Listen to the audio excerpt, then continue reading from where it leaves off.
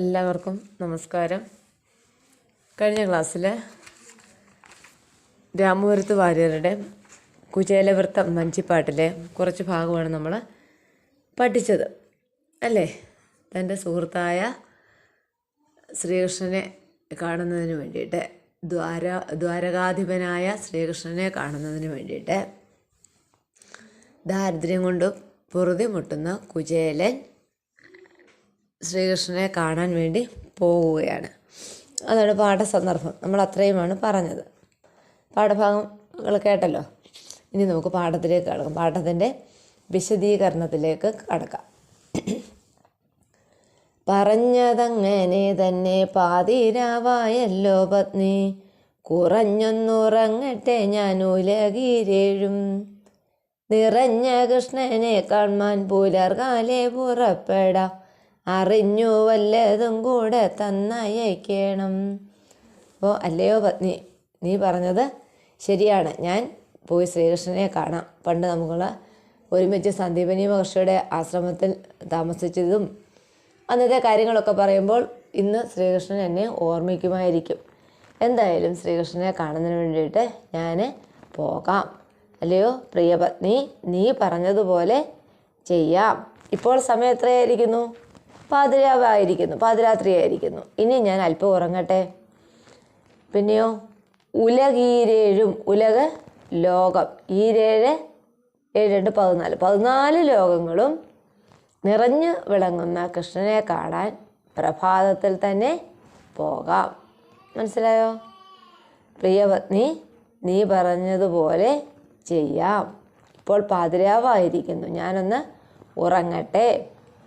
14 ലോകത്തും നിറഞ്ഞു വിളങ്ങുന്ന കൃഷ്ണനെ കാണാൻ പ്രഭാതത്തിൽ ഞാൻ പോകാം. മനസ്സിലായോ?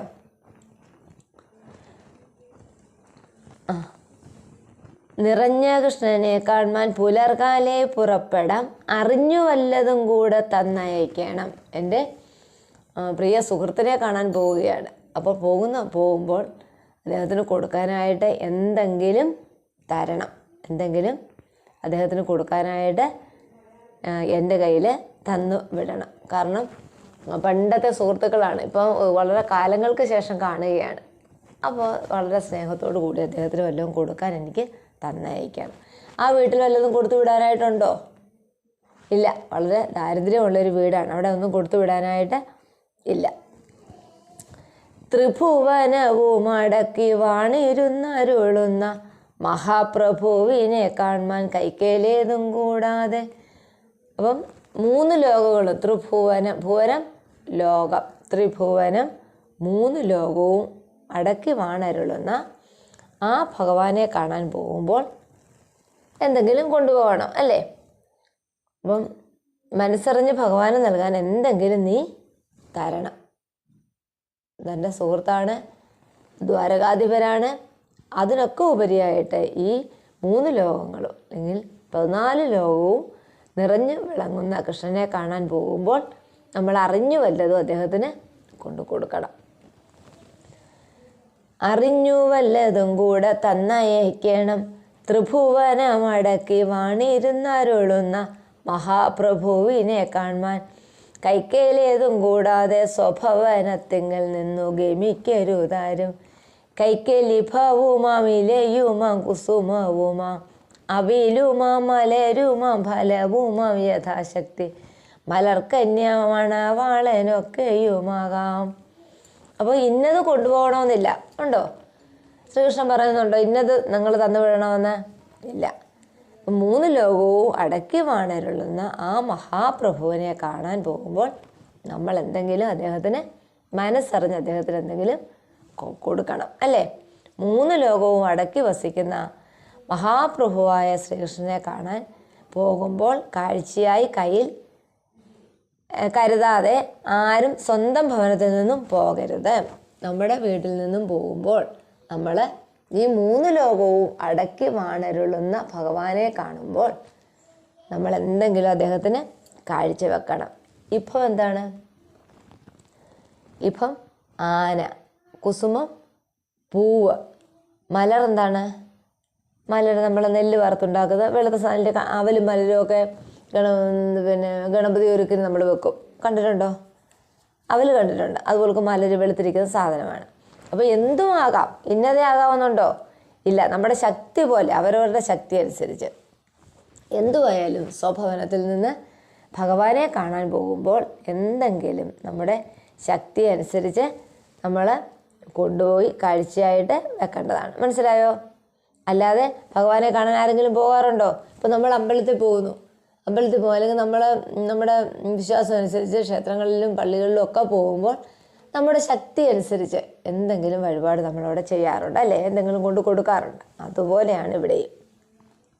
അപ്പോൾ പ്രഭുവിനെ കാണാൻ പോകുമ്പോൾ ചിലപ്പോൾ ഒരു ഇല മതി, അല്ലെങ്കിൽ ആനയാവാം, പൂക്കളോ അവിലോ മലരോ യഥാശക്തി എന്തു വേണമെങ്കിലും ആകാം. മനസ്സിലായോ? ഇന്നത് വേണമെന്നുണ്ടോ? ഇല്ല. അപ്പം എന്ത് വേണമെങ്കിലും നമുക്ക് ആ ശ്രീകൃഷ്ണനെ കാണാൻ പോകുമ്പോൾ എന്ത് വേണമെങ്കിലും കൊണ്ടുപോകാം. എന്തൊക്കെയാണ്? ഇല, ഇപ്പം ആന, അവില്, മലര് എന്ത് വേണമെങ്കിലും യഥാശക്തി അനുസരിച്ച് കൊണ്ടുപോകാം. മണവാളൻ എന്ന് പറഞ്ഞിരിക്കുന്നത് ഭർത്താവ്. ഇവിടെ കുചേല പത്നി കേൾക്കുകയാണ്. അതുപോലെ നമ്മുടെ ഈ 3 ലോകവും അടക്കി വാണിരിക്കുന്ന ആ ഭഗവാനെ കാണാൻ പോകുമ്പോൾ നമ്മൾ വെറും കൈയോടെ പോകുവാൻ പാടില്ല എന്ന് കുചേല പത്നിയെ ധരിപ്പിക്കുകയാണ്. മനസ്സിലായോ? ഇപ്രകാരം ഭർത്താവിൻ്റെ വാക്കു കേട്ടിട്ട് അനന്തരം വിപ്രഭാമിനി യാചിച്ചു കൊണ്ടെന്ന ധാന്യം. അപ്പോൾ അവരുടെ വീട്ടിൽ എന്തെങ്കിലും ഉണ്ടോ കൊടുത്തുവിടാനായിട്ട്? ഇല്ല. ഈ പറയുന്ന അവലോ മലരോ ഒന്നും തന്നെ അവരുടെ വീട്ടിലെടുക്കാനില്ല. അപ്പോൾ ഈ വാക്കുകൾ കേട്ടിട്ട്, ഭർത്താവിൻ്റെ വാക്കുകൾ കേട്ടിട്ട്, ഇപ്രകാരം ഭർത്താവിൻ്റെ വാക്ക് കേട്ടിട്ട് അനന്തരം അടുത്തതായിട്ട് വിപ്രഭാമിനി. വിപ്രൻ ആരാണ്? വിപ്രൻ ബ്രാഹ്മണൻ. ഇവിടെ വിപ്രഭാമിനി എന്ന് പറഞ്ഞിരിക്കുന്നത് കുചേലൻ്റെ ഭാര്യ. മനസ്സിലായോ? കുചേല പത്നി. ഇപ്പം കുചേലൻ ഇപ്രകാരം പറയുന്നത് കേട്ടിട്ട് കുചേല പത്നി എന്ത് ചെയ്തു?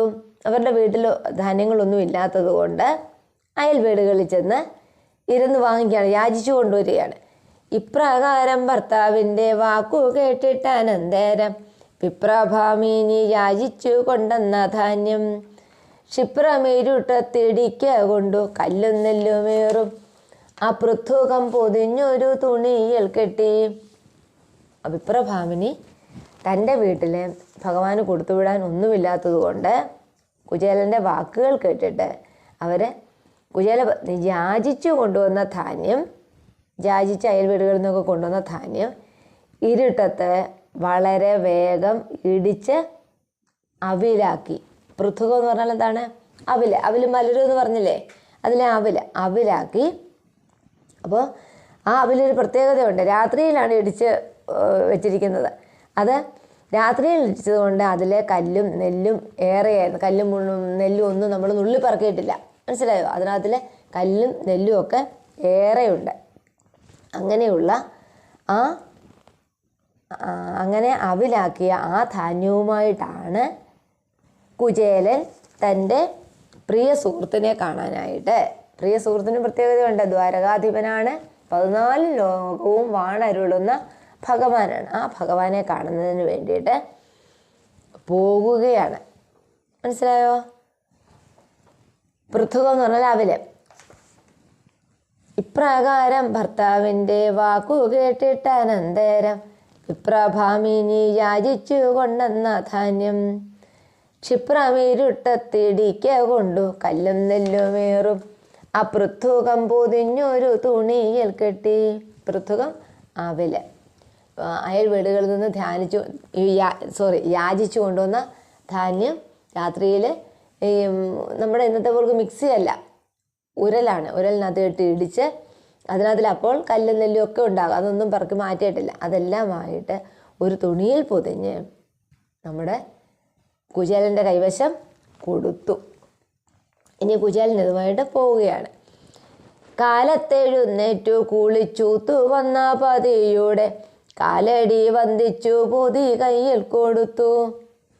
കാലത്തെഴുന്നേറ്റ് കുളിച്ചു വന്ന ഭഗവാന്റെ കുചേലൻ്റെ സമീപത്തേക്ക് ഈ കല്ലും നെല്ലും നിറഞ്ഞ അവില് ഒരു തുണിയിൽ കെട്ടി കുചേല പത്നി ഏൽപ്പിച്ചു.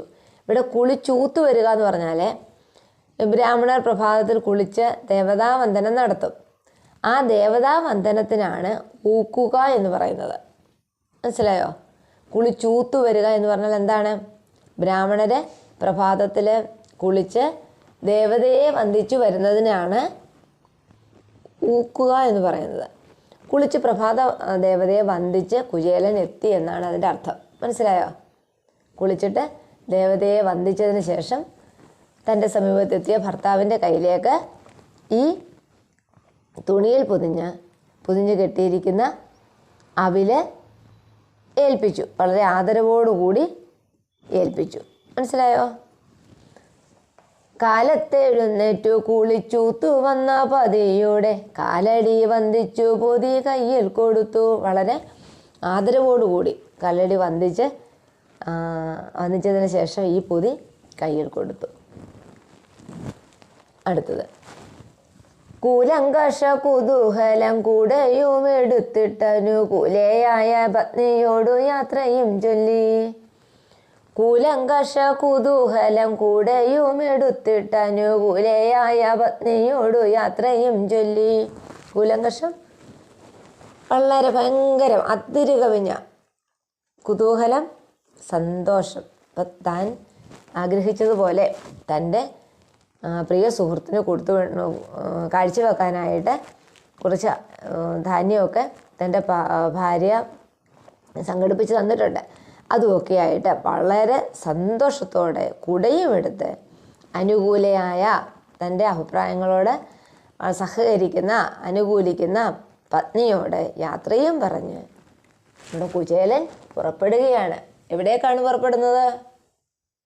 ദ്വാരകയിലേക്ക്. ശ്രീകൃഷ്ണനെ കാണുന്നതിന് വേണ്ടിയിട്ട്, തൻ്റെ ചങ്ങാതിയെ കാണുന്നതിന് വേണ്ടിയിട്ട് പുറപ്പെടുകയാണ്. കൂലങ്കഷ കുതൂഹലം കൂടെയും എടുത്തിട്ടനുകൂലയായ പത്നിയോടു യാത്രയും ചൊല്ലി. ബാലാദിത്യ വെട്ടം തുടങ്ങിയ നേരം കൃഷ്ണനാമജാലങ്ങളെ ജപിപ്പൂതും ചെയ്തു കുചേലൻ. ബാലാദിത്യ വെട്ടം തുടങ്ങിയ നേരം കൃഷ്ണനാമജാലങ്ങളെ ജപിപ്പൂതും ചെയ്തു കുചേലൻ. ഇപ്പോൾ രാവിലെ ബാലാദിത്യൻ എന്ന് പറയുമ്പം എപ്പോഴാണ്? ആദിത്യൻ സൂര്യൻ. ബാലാദിത്യനോ? കൊച്ചുനാളത്തെ സൂര്യൻ എന്ന് പറയുമ്പോൾ ഇളം ഉദയസൂര്യൻ, പ്രഭാത സൂര്യൻ എന്ന് വെച്ചാൽ രാവിലെ തൻ്റെ പത്നിയോട് യാത്രയും ചോദിച്ച് സൂര്യൻ ഉദിച്ചു വരുന്ന സമയത്ത് കൃഷ്ണനാമങ്ങൾ ജപിച്ച് ഒരു ജാലം എന്ന് പറഞ്ഞാൽ കൂട്ടം, 1-2 നാമങ്ങളാണ് പറയുന്നത്. നാരായണ നാരായണ നാരായണ ജപിച്ച് അദ്ദേഹം കൃഷ്ണനാമങ്ങളെ ജപിച്ച് ദ്വാരകയിലേക്ക് പുറപ്പെടുകയാണ്. അപ്പോൾ അദ്ദേഹം പോകുന്ന സമയം എപ്പോഴാണ്? പ്രഭാതത്തിലാണ്, രാവിലെയാണ്. രാവിലെ അദ്ദേഹം കുളിച്ച് കുറിയൊക്കെ തൊട്ട് വന്ന അദ്ദേഹത്തിന് ഈ ഒരു പൊതി, തുണിയിൽ പൊതിഞ്ഞ ഒരു പൊതി അദ്ദേഹത്തിൻ്റെ കയ്യിൽ കൊടുത്ത് ഭാര്യയുടെ സമ്മതത്തോടു കൂടി കുചേലൻ ശ്രീകൃഷ്ണനെ കാണുന്നതിന് വേണ്ടി പുറപ്പെടുകയാണ്. രാവിലെ പോവുകയാണ്. പോകുന്ന വഴിയിലെല്ലാം ശ്രീകൃഷ്ണ നാമങ്ങൾ ജപിച്ചുകൊണ്ടാണ് അദ്ദേഹം പോകുന്നത്. മനസ്സിലായോ? ചാലേ വലത്തോട്ടൊഴിഞ്ഞ ചകോരാതി പക്ഷികളുടെ കോലാഹലം കേട്ടുകൊണ്ടു വിനിർഗമിച്ചു. ചാലേ വലത്തോട്ടൊഴിഞ്ഞ ചകോരാതി പക്ഷികളുടെ കോലാഹലം കേട്ടുകൊണ്ടു വിനിർഗമിച്ചു. അപ്പോൾ അദ്ദേഹം പുറപ്പെടുന്ന സമയത്ത് നമ്മളെല്ലാം രാവിലെയൊക്കെ ഇറങ്ങുമ്പോൾ ശകുനമൊക്കെ നോക്കൂ അല്ലേ? ആരാണ് നമ്മൾ അങ്ങോട്ട് പോകുന്ന അവസരത്തിൽ ആദ്യം വരുന്നത്? അപ്പം നല്ല നമുക്ക് മനസ്സിന് തൃപ്തിയുള്ള ആൾക്കാരെ കാണുമ്പോൾ നമുക്ക് സന്തോഷമാവും, യാത്ര ശുഭമാകും എന്നാണ് നമ്മുടെയും വിശ്വാസം അല്ലേ? ഇവിടെ ചാലേ വലത്തോട്ടൊഴിഞ്ഞ ചകോരാതി പക്ഷി, അങ്ങനെ വഴിപോലെ അദ്ദേഹം അങ്ങോട്ട് പോവുകയാണ്. ചകോരം എന്താണ്? നമ്മൾ ഉപ്പൻ എന്ന് പറയത്തില്ലേ? ഉപ്പൻ എന്ന് പറയുന്ന ആ പക്ഷിയെ കണ്ടുകൊണ്ട് പോയാൽ യാത്ര വളരെ ശുഭമാകും എന്നാണ് പ്രതീക്ഷ. അപ്പോൾ അദ്ദേഹം അങ്ങോട്ട് ഇറങ്ങിയ അവസരത്തിൽ ആ പക്ഷിയെ കണ്ട് അതിൻ്റെ കോലാഹലം, അതിൻ്റെ ശബ്ദങ്ങളൊക്കെ കേട്ടുകൊണ്ടാണ് ആ വിപ്രൻ. വിപ്രൻ ആരാണ്? ബ്രാഹ്മണൻ യാത്ര പോകുന്നത്. വിനിർഗമിച്ചു എന്ന് പറഞ്ഞാൽ എന്താണ്? യാത്ര പോവുകയാണ്. അപ്പോൾ സൂര്യൻ ഉദിച്ചു വരുന്ന സമയത്ത് കൃഷ്ണനാമങ്ങൾ ജപിച്ച് ചകോരാദി പക്ഷികൾ വലത്തുഭാഗത്തിരുന്നു ചിലച്ച സമയത്ത് കുചേലൻ യാത്ര തുടങ്ങി. നമ്മുടെ ഉപ്പൻ പക്ഷികൾ വലതുഭാഗത്തിരുന്ന് ചിലച്ചു, ശബ്ദം ഉണ്ടാക്കി. അതൊക്കെ കേട്ട് വളരെ യാത്രയ്ക്ക് നല്ല അനുകൂലമായ ഒരു ശകുനം കൂടിയായിരുന്നു അദ്ദേഹത്തിനുണ്ടായിരുന്നത്. ചകോരാദി പക്ഷികൾ വലതുഭാഗത്തിരുന്ന് ശബ്ദം ഉണ്ടാക്കിക്കൊണ്ടേയിരുന്നു, ചിലച്ചുകൊണ്ടേയിരുന്നു. അതൊക്കെ മനസ്സിലാക്കി അദ്ദേഹം ദ്വാരകയിലേക്ക് പുറപ്പെട്ടു. അങ്ങനെ ശ്രീകൃഷ്ണൻ്റെ സമീപത്ത് ചെല്ലുകയും ശ്രീകൃഷ്ണൻ തൻ്റെ സുഹൃത്തിനെ സഹപാഠിയെ സന്തോഷത്തോടെ സ്വീകരിക്കുകയും ആ അവൽപ്പൊതി വാങ്ങി തിന്നുകയും ചെയ്യും. പക്ഷേ ചെല്ലുന്ന സാഹചര്യത്തിൽ അദ്ദേഹം തൻ്റെ സുഹൃത്തിനെ കണ്ട സാഹചര്യത്തിൽ എന്താണ് പറയേണ്ടതെന്നറിയാതെ കുചേല പത്നി പറഞ്ഞു വിട്ട കാര്യങ്ങളൊന്നും അവിടെ പറയുന്നില്ല. പറയാതെ ശ്രീകൃഷ്ണൻ്റെ സമീപത്തിരുന്ന് പണ്ടത്തെ കാര്യങ്ങളൊക്കെ പറഞ്ഞ് ആ അവൽപ്പൊതി തുറന്ന് അതിൽ നിന്നും അദ്ദേഹം ആദ്യം ഒരു പിടി വാരി കഴിച്ചു. രണ്ടാമത്തെ പിടി വാരി കഴിക്കുകയും അന്നേരം തൻ്റെ ഭാര്യ തടയുകയും ചെയ്യുന്നു. അങ്ങനെ പോയ കാര്യം പറയാതെ കുചേലൻ വീട്ടിൽ തിരിച്ചെത്തുകയാണ്. എന്നാൽ തിരിച്ചെത്തുന്ന സാഹചര്യത്തിൽ ശ്രീകൃഷ്ണൻ്റെ ആ ദർശനത്തോടു കൂടി തന്നെ കുചേലന് വളരെയധികം ഭഗവാന്റെ അനുഗ്രഹം ഉണ്ടാവുകയും കുചേലൻ്റെ വീട് ഒരു മണിമന്ദിരമായി മാറുകയും ചെയ്യുന്നു. അത് അതിൻ്റെ ബാക്കി ഭാഗമാണ്. അതാണ് നമ്മൾ സപ്താഹത്തിനൊക്കെ പോകുമ്പോൾ കുചേല സദ്ഗതി എന്ന് പറയുന്ന ഒരു ഭാഗമുണ്ട് വായിക്കാൻ. അതാണ് ആ ഭാഗം. അപ്പോൾ ഇത്രയും ഭാഗമാണ് ശ്രീകൃഷ്ണനെ കാണാനായിട്ട് അവലുമായി പോകുന്ന ഭാഗമാണ് നമുക്ക് പഠിക്കാനായിട്ട് തന്നിരിക്കുന്നത്. മനസ്സിലായോ? ഇത്രയുമാണ് നമുക്ക് പാഠഭാഗം. അപ്പോൾ പാഠം നിങ്ങൾക്ക് മനസ്സിലായി കാണുമെന്ന് വിചാരിക്കുന്നു. ഒന്നുകൂടെ വായിക്കാം. പറഞ്ഞതങ്ങനെ തന്നെ പാതിരാവായല്ലോ പത്നി, കുറഞ്ഞൊന്നുറങ്ങട്ടെ ഞാൻ ഉലകിരേഴും നിറഞ്ഞ കൃഷ്ണനെ കാണാൻ പുലർക്കാലേ പുറപ്പെടാം. അറിഞ്ഞു വല്ലതും കൂടെ തന്നയക്കണം, ത്രിഭുവനമടക്കി വാണിരുന്നരുളുന്ന മഹാപ്രഭുവിനെ കാണാൻ കൈക്കേലേതും കൂടാതെ സ്വഭവനത്തിങ്കൽ നിന്നു ഗമിക്കരുതാരും. കൈക്കേലിഭവുമാം ഇലയുമാം കുസുമവുമാം അവിലുമാം മലരുമാം ഫലവുമായ യഥാശക്തി മലർക്കന്യമണവാളനൊക്കെയുമാകാം. ഇപ്രകാരം ഭർത്താവിൻ്റെ വാക്കു കേട്ടിട്ടനന്തരം വിപ്രഭാമിനി യാചിച്ചു കൊണ്ടെന്ന ധാന്യം ക്ഷിപ്രമിരുട്ടത്തിടിക്ക കൊണ്ടു കല്ലും നെല്ലും ഏറും അപൃഥുകം പൊതിഞ്ഞൊരു തുണിയിൽ കെട്ടി കാലത്തെഴുന്നേറ്റു കുളിച്ചൂത്തു വന്ന പതിയോടെ കാലടി വന്ദിച്ചു പൊതി കയ്യിൽ കൊടുത്തു. കുലങ്കഷ കുതൂഹലം കൂടെയും എടുത്തിട്ടനുകൂലയായ പത്നിയോടു യാത്രയും ചൊല്ലി ബാലാദിത്യവട്ടം തുടങ്ങിയ നേരം കൃഷ്ണനാമജാലങ്ങളെ ജപിപ്പൂതും ചെയ്തു കുചേലൻ. ചാലേ വലത്തോട്ടൊഴിഞ്ഞ ചകോരാദി പക്ഷികളുടെ കോലാഹലം കേട്ടുകൊണ്ടു വിനിർഗമിച്ചു. രാമപുരത്ത് വാര്യർ കുചേലവൃത്തം വഞ്ചിപ്പാട്ട്. ഇത്രയുമാണ് പാഠഭാഗം. ഇനി നമുക്ക് ഒന്നും കൂടെ നോക്കാം പാഠത്തിൻ്റെ ആശയം. അപ്പം ശ്രീകൃഷ്ണനെ കാണാനായിട്ട് കുചേല പത്നി പറഞ്ഞതനുസരിച്ച് കുചേലൻ പോവുകയാണ്. അപ്പം പ്രിയ പത്നി, നീ പറഞ്ഞതുപോലെ ചെയ്യാം, പാതിരാവായിരിക്കുന്നു, ഇനി ഞാൻ അല്പം ഉറങ്ങട്ടെ. 14 ലോകത്തും നിറഞ്ഞു വിളങ്ങുന്ന കൃഷ്ണനെ കാണാൻ പ്രഭാതത്തിൽ തന്നെ പോകാം. മനസ്സിലാകുന്നുണ്ടേ? മനസ്സറിഞ്ഞ് ഭഗവാനു നൽകാൻ എന്തെങ്കിലും നീ തരണം. 3 ലോകവും അടക്കി വസിക്കുന്ന മഹാപ്രഭുവായ ശ്രീകൃഷ്ണനെ കാണാൻ എന്തെങ്കിലും കാഴ്ചയായി കയ്യിൽ കരുതാതെ ആരും സ്വന്തം ഭവനത്തിൽ നിന്നും പോകരുത്. അത് ഒരു ഇലയാകാം, ആനയാവാം, പൂക്കളാകാം, അവിലാകാം, മലരാകാം അവരവരുടെ ശക്തി അനുസരിച്ച് എന്തെങ്കിലും കൊണ്ടുപോകണം. ഇങ്ങനെ ഭർത്താവിൻ്റെ വാക്ക് കേട്ടിട്ട് കുചേലപത്നി യാചിച്ചു കൊണ്ടുവന്ന ധാന്യം ഇടിച്ച് രാത്രിയിൽ അത് തന്നെ ഇടിച്ച് ഒരു തുണിയിൽ പൊതിഞ്ഞ്, അപ്പോൾ ആ രാത്രിയിലൊക്കെ ഇടിക്കുകയാണ്. അപ്പോൾ ആ അവലിനകത്തിൽ നെല്ലും കല്ലും ഒക്കെ ഉണ്ടാകാം. പക്ഷെ അതെല്ലാം കൂടി പൊതിഞ്ഞ് അദ്ദേഹത്തിൻ്റെ കയ്യിൽ കൊടുത്തുവിട്ടു. വളരെ ഭവ്യതയോടു കൂടി ഭാര്യയുടെ അനുകൂലമായ സമീപനത്തോടു കൂടി അദ്ദേഹം പ്രഭാതത്തിൽ യാത്ര തിരിക്കുകയാണ്. കുളിച്ച് വന്ദനം നടത്തി ഭർത്താവിൻ്റെ പക്കൽ അദ്ദേഹത്തെ ആദരിച്ച് നൽകി. കുചേലൻ വർദ്ധിച്ച സന്തോഷത്തോടെ കുടയും എടുത്ത് അനുകൂലയായ പത്നിയോട് യാത്രയും പറഞ്ഞ് യാത്ര തിരിക്കുകയാണ്. ചകോരാദി പക്ഷികൾ വലത്തുഭാഗത്ത് ഇരുന്ന് ചിലച്ചുകൊണ്ടിരുന്നു. അതും യാത്രയ്ക്ക് അനുകൂലമായ അല്ലെങ്കിൽ നല്ല ഒരു സാഹചര്യമാണ് ഒരുക്കി തന്നിരിക്കുന്നത്. ഇത്രയുമാണ് നമുക്ക് നമ്മുടെ പാഠം. ഇപ്പോൾ നമ്മൾ വള്ളംകളിയെക്കുറിച്ചൊക്കെ പറഞ്ഞിരുന്നു. നെഹ്റു ട്രോഫി വള്ളംകളിയെക്കുറിച്ച് പറഞ്ഞു. നെഹ്റു ട്രോഫി വള്ളംകളിക്ക് ആദ്യകാലത്തുണ്ടായിരുന്ന പേര് പ്രൈം മിനിസ്റ്റേഴ്സ് ട്രോഫി എന്നായിരുന്നു. അപ്പം നമ്മുടെ ആദ്യത്തെ പ്രധാനമന്ത്രിയായിരുന്ന ജവഹർലാൽ നെഹ്റു കേരള സന്ദർശിച്ചിരുന്ന സാഹചര്യത്തിൽ വള്ളംകളി കാണാൻ ഇടയാവുകയും അദ്ദേഹത്തിന് അത് വളരെയധികം ആ വള്ളംകളി വളരെയധികം ഇഷ്ടപ്പെടുകയും ചെയ്തു. അങ്ങനെ അദ്ദേഹം ഡൽഹിയിൽ പോയതിന് ശേഷം ഒരു വെള്ളിയിൽ തീർത്ത ഒരു ചുണ്ടൻ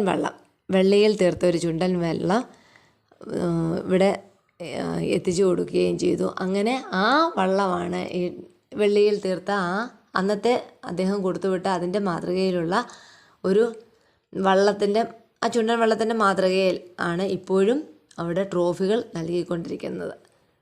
മനസ്സിലായോ? ആ പ്രധാനമന്ത്രിയുടെ സ്മരണാർത്ഥമാണ് പ്രൈം മിനിസ്റ്റേഴ്സ് ട്രോഫി എന്നുള്ള ആ പേര് തന്നെ മാറ്റി നെഹ്റു ട്രോഫി വള്ളംകളി എന്നാക്കിയിരിക്കുന്നത്. മനസ്സിലായല്ലോ? ഇത്രയുമാണ് നമ്മുടെ പാഠം. Okay, thank you.